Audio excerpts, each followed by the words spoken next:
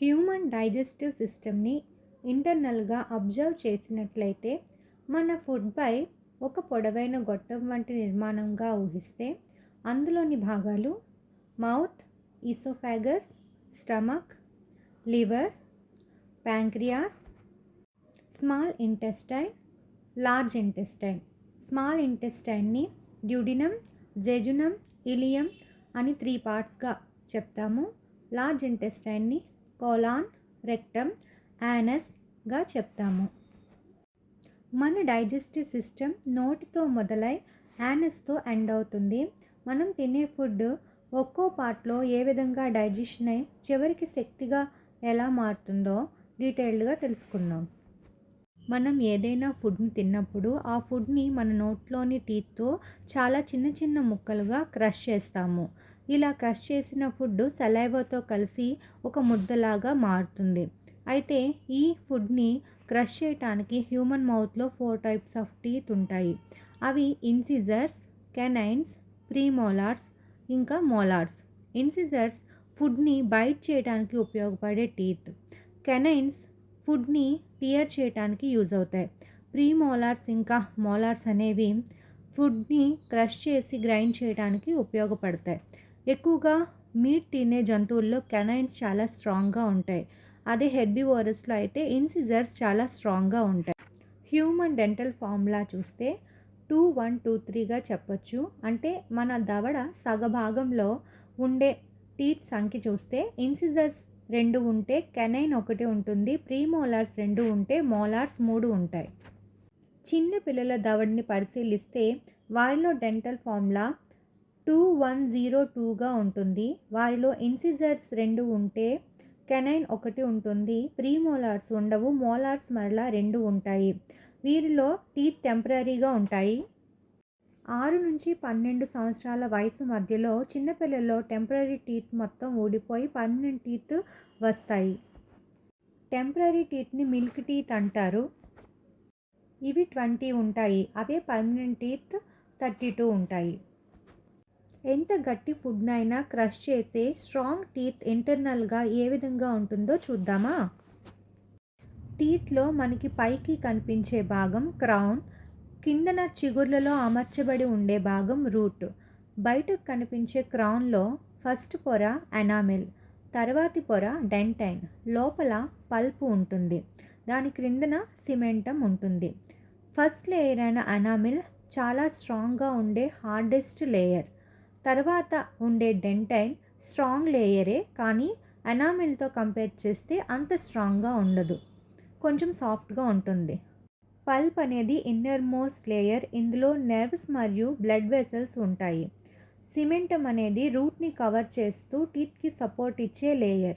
మనం తీయని పదార్థాలు తిన్న తర్వాత నోటిని సరిగ్గా కడుక్కోకపోతే నోటిలో జెమ్స్ ఫామ్ అవుతాయి.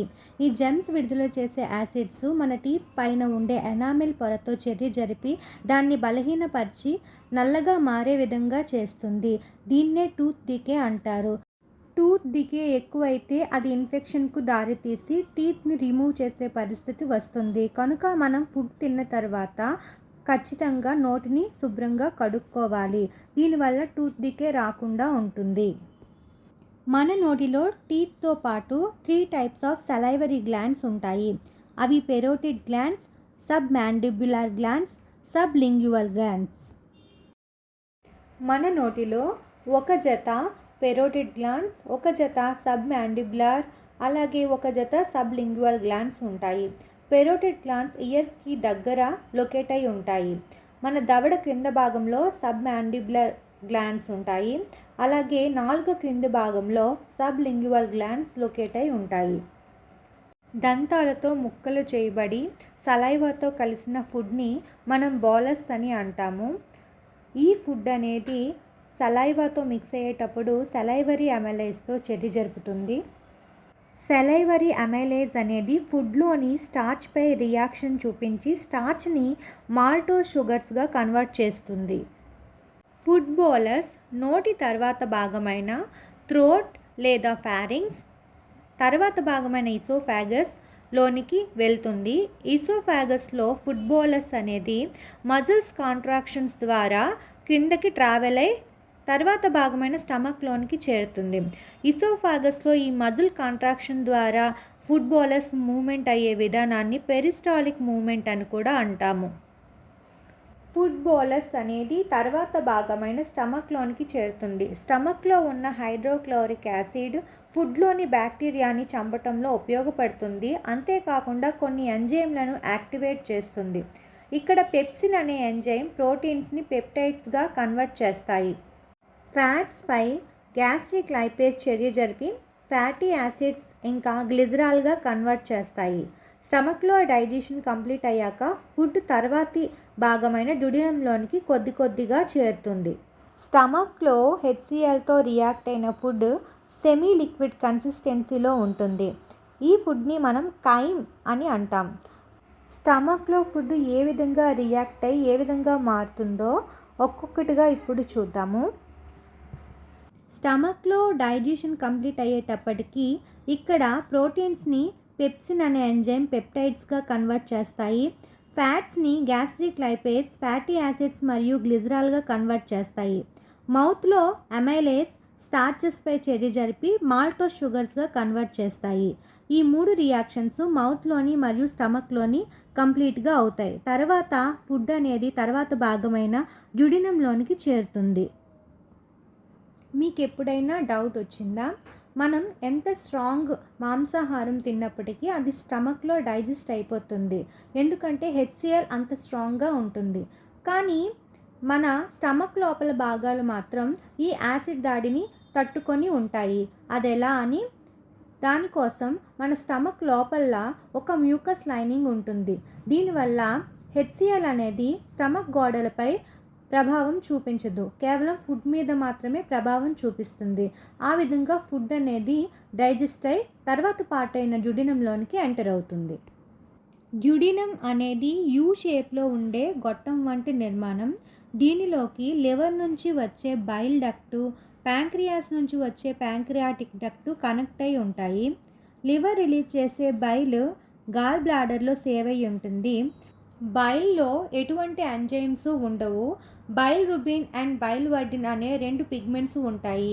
బైల్ చూడటానికి గ్రీన్ కలర్లో ఉండే లిక్విడ్. డ్యూడినంలో ఉన్న కైము బైల్తో రియాక్ట్ అయినప్పుడు అందులో ఉండే బిగ్ ఫ్యాట్ గ్లోబ్యూల్స్ టైనీ డ్రాప్లెట్స్గా మారుతాయి. దీన్నే ఫ్యాట్ ఎమల్సిఫికేషన్ అంటారు. ప్యాంక్రియాస్ రిలీజ్ చేసే ప్యాంక్రియాటిక్ జ్యూస్ లైట్ ఎల్లో కలర్లో ఉంటుంది. ఇది కైమ్తో మిక్స్ అయినప్పుడు కొన్ని రియాక్షన్స్ జరుగుతాయి. ప్యాంక్రియాటిక్ జ్యూస్లో మెయిన్గా ఉండే ఎంజైమ్లు amylase, lipase, trypsin, chymotrypsin. Amylase అనేది ఫుడ్లోని స్టార్చ్ని మాల్టోస్గా కన్వర్ట్ చేస్తుంది. లైపేస్ ఫ్యాట్స్ని ఫ్యాటీ యాసిడ్స్ మరియు గ్లిజరాల్గా కన్వర్ట్ చేస్తుంది. ట్రిప్సిన్ ప్రోటీన్స్ని పెప్టైడ్స్గా మరియు అమైనో యాసిడ్స్గా కన్వర్ట్ చేస్తుంది. కైమోట్రిప్సిన్ కూడా ప్రోటీన్స్ని పెప్టైడ్స్గా మరియు అమైనో యాసిడ్స్గా కన్వర్ట్ చేస్తాయి. డ్యూడినంలో బైల్ వల్ల మరియు ప్యాంక్రియాటిక్ జ్యూస్ వల్ల జరిగే ఎంజైమ్స్ రియాక్షన్ని గమనించండి.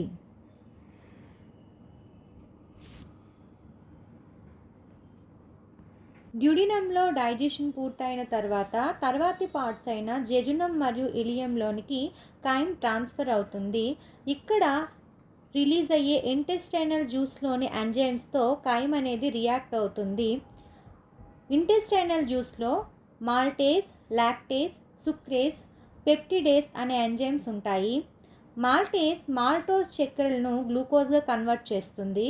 లాక్టేస్ లాక్టోజ్ను గ్లూకోజ్ మరియు గెలాక్టోజ్గా కన్వర్ట్ చేస్తుంది. సుక్రేస్ సుక్రోజ్ను గ్లూకోజ్ మరియు ఫ్రక్టోజ్గా కన్వర్ట్ చేస్తుంది. పెప్టిడేస్ పెప్టైడ్స్ని అమైనో యాసిడ్స్గా కన్వర్ట్ చేస్తాయి. ఈ రియాక్షన్స్ తర్వాత స్మాల్ ఇంటెస్టైన్లో డైజెషన్ పూర్తిగా కంప్లీట్ అవుతుంది.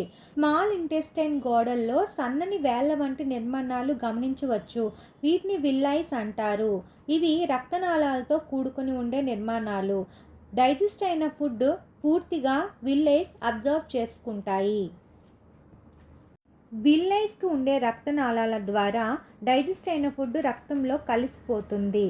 పోషకాలన్నీ అబ్జార్ప్షన్ అయిపోయిన తర్వాత మిగిలిన వేస్ట్ మెటీరియల్ స్మాల్ ఇంటెస్టైన్ తర్వాత భాగమైన లార్జ్ ఇంటెస్టైన్లోనికి చేరుకుంటుంది.